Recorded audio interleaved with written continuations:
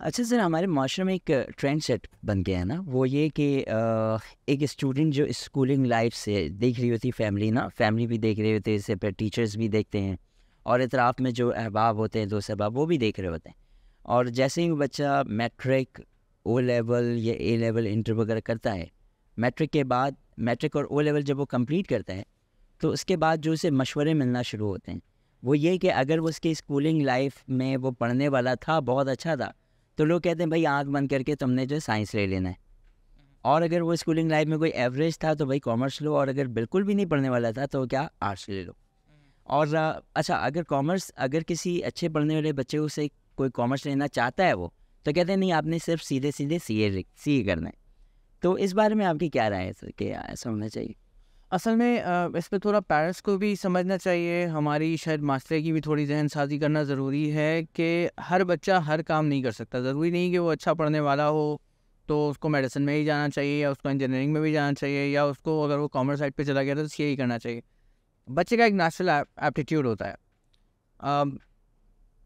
It depends कि बास field obviously ऐसी हैं जिसके अंदर आपकी अर्निंग के इशूज़ आ जाते हैं। मिसाल के तौर पे अगर मुझे लैंग्वेजेस पसंद हैं या मुझे हिस्ट्री पसंद है, तो मे बी मैं बहुत अच्छा हिस्टोरियन तो बन सकता हूँ, लेकिन मेरे लिए बड़ा मसला हो जाएगा क्योंकि एनवायरनमेंट के अंदर मुझे ज़ाहिर है अपनी खर्चे भी चलाने हैं। तो फील्ड ज़ाहिर है ऐसी ज़रूर हो जिसमें अर्निंग पोटेंशियल हो आपके पास, लेकिन स्कोप हमेशा बंदे का अपना होता है। राइट। ठीक है, अगर आप डॉक्टर नहीं बनना चाहते थे, आप घर वालों की ख्वाहिश पे या ज़बरदस्ती डॉक्टर बन गए, तो कभी भी आप एक अच्छे डॉक्टर नहीं बने। बिल्कुल सही। लेकिन आप ये कर सकते हैं कि अगर आप टीचिंग करना चाहते थे और आप मेडिसिन में चले गए हैं, तो आप मेडिसिन में पढ़ाना शुरू कर दें। आप उस काम को, जिसका आपका नेचुरल टैलेंट है, उसको अपने काम के अंदर लेकर आएँ। राइट। तो देयर इज़ अ पॉसिबिलिटी कि आप वो जो ट्रेंड्स मास्टर में बने हुए भी हैं, और अगर आपने उनको फॉलो कर लिया है और अब आप उस लेवल पे हैं कि आप प्रॉब्ली रिवर्स बैक नहीं कर सकते, तो उसके लिए आप जो है वो ये करें कि जो आपका पसंद का काम है उसको अपने काम के अंदर इंट्रोड्यूस करना शुरू कर दें। या उस काम को, फॉर एग्जांपल आपको मुझे लिखने का शौक है फॉर एग्जांपल, तो जो मेरा फारिग टाइम होता है मैं उस वक्त लिखता हूँ बैठ के। ठीक है। या मुझे पढ़ने का शौक है, तो मैं जब मेरा फारिग टाइम होता है मैं उस वक्त रीडिंग करता हूँ। सो अपना काम भी जारी है और वो चीज़ें भी जारी हैं जो कि पसंद। अच्छा, यहाँ एक बहुत बड़ा मसला है जो कि पर्सनली मेरी लाइफ में भी ऐसा हुआ कि हम जो अपनी तालीम मुकम्मल करते हैं मैट्रिक सिस्टम तक, मैट्रिक सिस्टम की स्पेशली मैं बात कर रहा हूँ कि मैट्रिक सिस्टम तक तालीम मुकम्मल की, उस वक्त हम साइंस, बायोलॉजी, केमिस्ट्री और फिज़िक्स वगैरह तो पढ़ लेते हैं, लेकिन उस वक्त तक हमें कोई आकर जो है कॉमर्स के कोई एक सब्जेक्ट नहीं पढ़ाता। फिर हमने इंटर भी क्या किया, प्री इंजीनियरिंग या प्री मेडिकल से कर लिया। मैंने पर्सनल प्री इंजीनियरिंग से किया था, लेकिन बाद में फिर मुझे समझ में आया कि अच्छा, ये फील्ड मेरे लिए नहीं है। लेकिन जब आपने एक स्टडी कर ली, 12-13 साल आपने पढ़ लिया, अब उसके बाद जो है जब आप कॉमर्स की तरफ जाना चाहते हैं तो आपको पता ही नहीं होता कि एक्चुअल में आगे क्या होने वाला है। सही है। और अकाउंटिंग या इकोनॉमिक्स वगैरह आपको समझ में आएगी भी कि नहीं आएंगे, तो आप लोगों से पूछते फिरते हो। और ये ऐसा पर्सनली मेरे साथ भी हुआ था। मैं हर कॉमर्स जिसने कंप्लीट किया था कॉमर्स से, मैं उसके बाद जाकर पूछता था, वो कहते थे यार अकाउंटिंग, मैं कहता था मैथ्स की तरह है। कहा नहीं, मैथ्स की तरह नहीं है। फिर कैसा है, मतलब ये बड़ा कन्फ्यूजन होता है ना स्टूडेंट के साथ।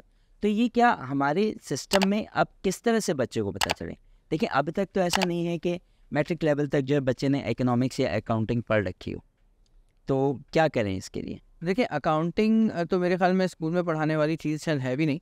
ठीक। बट इकोनॉमिक्स मैं समझता हूँ कि बड़ी अहम चीज़ है, क्योंकि जो इकोनॉमिक्स के प्रिंसिपल्स हैं, वो सारे प्रिंसिपल्स आपकी लाइफ में मुख्तलिफ तरीक़ों से अप्लाई होते हैं।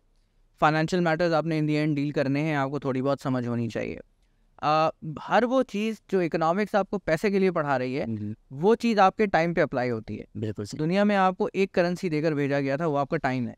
बिल्कुल सही। उसको आपने किस तरह यूटिलाइज़ करना है, ये बिल्कुल वैसे ही वो सारे उसूल जो पैसों के ऊपर अप्लाई होते हैं, वो टाइम पे अप्लाई होते हैं। अगर आप उसकी समझ, अगर आपको पता नहीं कि अपॉर्चुनिटी कॉस्ट क्या होती है, तो आप अपना टाइम कहीं भी ज़ाया करेंगे।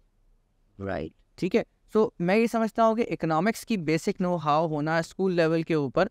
अच्छा, अब ज़रूरी नहीं कि आप उसका सब्जेक्ट ही पढ़ा दें, क्योंकि सब्जेक्ट अगर आप पढ़ाते हैं, एग्ज़ाम लेते हैं, फिर वो रट्टा मार के स्टूडेंट पढ़ रहा होता है, शायद उसको वो अप्रोच नहीं डेवलप हो रही होती जो कि होनी चाहिए।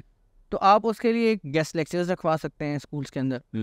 किसी आप I won't say the word motivational speaker, but आप किसी ऐसे शख्स को बुला सकते हैं जिसको इकोनॉमिक्स भी आती है और जिसको लाइफ की भी स्टोरी समझ हो और जिसको स्टूडेंट्स के साथ इंटरेस्ट भी आए, तो वो आके स्टूडेंट्स को बताए कि जी आपने ज़िंदगी को किस तरीके से इकोनॉमिकली गुजारना है। तो यहाँ पर बड़ी ज़िम्मेदारी जो आ जाती है वो स्कूल मैनेजमेंट की बिल्कुल आ जाती है, बिल्कुल। तो सर बड़ी माजरत के साथ मैं कहीं पॉइंट आउट नहीं कर रहा, लेकिन हमारे यहाँ स्कूल मैनेजमेंट में अक्सर ये कहा जाता है कि भाई हमारे पास ऑलरेडी बच्चे इतने सब्जेक्ट्स पढ़ रहे हैं, हम इन्हें और किसी एक्टिविटी में लगाना नहीं चाहते।